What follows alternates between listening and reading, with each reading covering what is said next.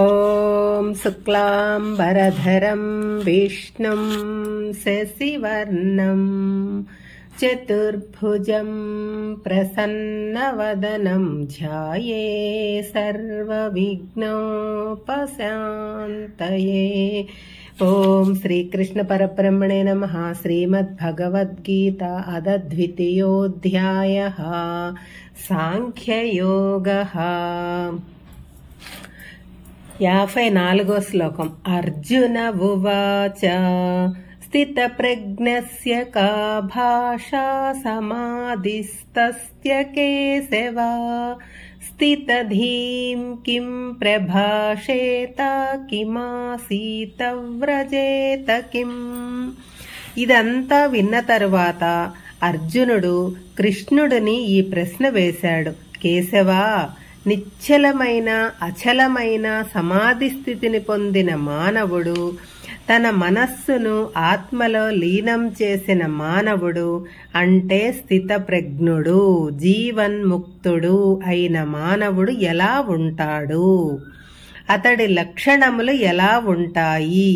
అతని భాష ఎలా ఉంటుంది? అతను ఎలా ప్రవర్తిస్తాడు?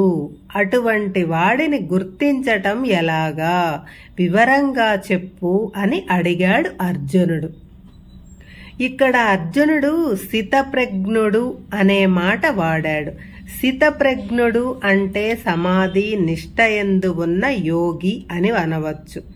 ఆత్మజ్ఞానము కలవాడు, జీవన్ముక్తుడు, ఇటువంటి వారిని స్థితప్రజ్ఞుడు అని అంటారు. కొంతమంది తాము ఆత్మజ్ఞానము కలవారు అని అనుకుంటూ ఉంటారు. మరికొందరు తాము సమాధి నిష్ఠలో ఉన్నాము అని ఇతరులు అనుకొనాలని నటిస్తుంటారు. కాబట్టి అసలైన స్థితప్రజ్ఞుడు ఎవరో, లేక డాంబికంగా తాను ఆత్మయోగిని అని తనను తాను ప్రకటించుకునే వాళ్ళు ఎవరో తెలుసుకోవాలంటే ఏమి చెయ్యాలి అని అడిగాడు అర్జునుడు. అటువంటి స్థితప్రజ్ఞుని వాక్కు, నడవడిక, అతను ఉండే ప్రదేశము ఎలా ఉంటాయి అని అడిగాడు. సాధారణంగా ప్రతి మనిషిలోనూ రజోగుణము, తమోగుణము అహంకార రూపంలో ప్రత్యేకంగా కనపడుతూ ఉంటాయి. సత్వగుణము ఏదో ఒక మూల ఉంటుంది. అటువంటి వారి నుంచి స్థితప్రజ్ఞుడిని గుర్తించాలంటే ఏమి చెయ్యాలి అని అడిగాడు అర్జునుడు. మనం స్థితప్రజ్ఞులము కాకపోయినా, అంత ఎత్తుకు ఎదగలేకపోయినా, ఈ లక్షణాలు తెలుసుకుంటే వాటిలో కనీసం ఒకటి అరా అయినా అంగీకరించగలిగితే మనం ప్రశాంత జీవనం గడపవచ్చు. కొంతమందికి తాము జ్ఞానులము అని అహంకారం ఉంటుంది. తాము జ్ఞానులము, తమకు యోగము సిద్ధించింది అని ప్రచారం చేసుకుంటూ ఉంటారు. మరికొంతమందికి తాము జ్ఞానులము అయ్యామేమో అనే సందేహము కలుగుతుంది. నిజంగా యోగం సిద్ధించిన వాడు ఎటువంటి ప్రచారాన్ని ఆశించడు.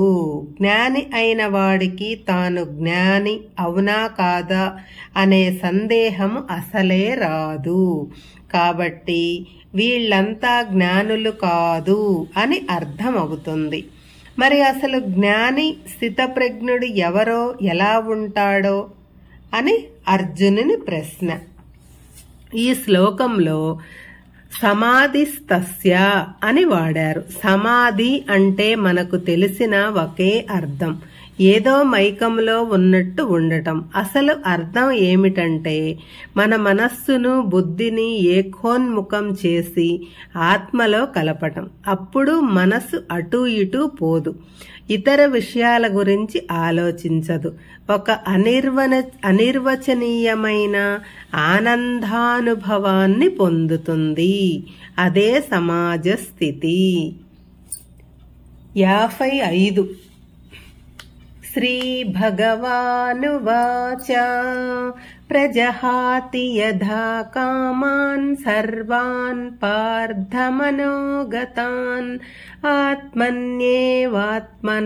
తుష్టః స్థితః ప్రజ్ఞస్తదోచ్యతే. ఓ అర్జున, స్థితప్రజ్ఞుడు అనేవాడికి కోరికలు ఉండవు. కోరికలు అనేవి మనసులో నుంచి తొలగిపోతాయి.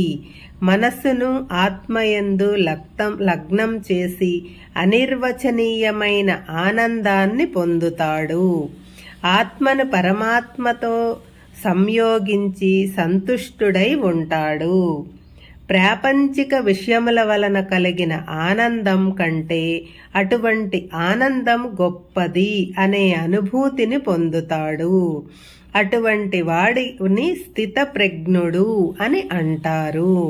చాలా మందికి ఒక సందేహం వస్తుంది. వేదాలలో, శాస్త్రాలలో మోక్షం గురించి చెబుతుంటారు కదా, అది ఎప్పుడు ఎలా వస్తుంది అని సందేహం. అది ఎవరి చేతుల్లో లేదు, ఎవరికి వారు పొందవలసిందే. కానీ మోక్షం ఒకరు ఇచ్చేది కాదు, నిరంతర సాధన వలన వచ్చేదే. పై విషయాలు తెలుసుకున్నందువలన రాదు. ఎన్ని పూజలు వ్రతాలు చేసినా మాకు అనుకున్నది జరగటం లేదు, మాకు ముక్తి రావటం లేదు అని దేవుళ్లను, శాస్త్రాలను విమర్శించటం అవివేకము. పరమాత్మ మొట్టమొదట ప్రజహాతి యథా కామాన్ సర్వాన్ అంటే ముక్తి కాని, మోక్షం కాని, ఆత్మజ్ఞానం కాని కలగాలంటే ముందు అన్ని కోరికలు వదిలిపెట్టాలి అని చెప్పాడు పరమాత్మ. ఒకటి కోరికలు వదిలిపెట్టడం కాదు, సర్వాన్ అంటే అన్ని కోరికలు అన్నీ వదిలిపెట్టాలి. అప్పటికే మనసులో కోరికలు ఉంటే వాటిని కూడా వదిలిపెట్టాలి. కోరికలలో 2 రకాలు ఉంటాయి. కొన్ని కోరికలు ధర్మసమ్మతంగా, మరికొన్ని అధర్మసమ్మతంగా ఉంటాయి. ఇక్కడ కోరికలు అంటే అధర్మపరమైన కోరికలు అని అర్థం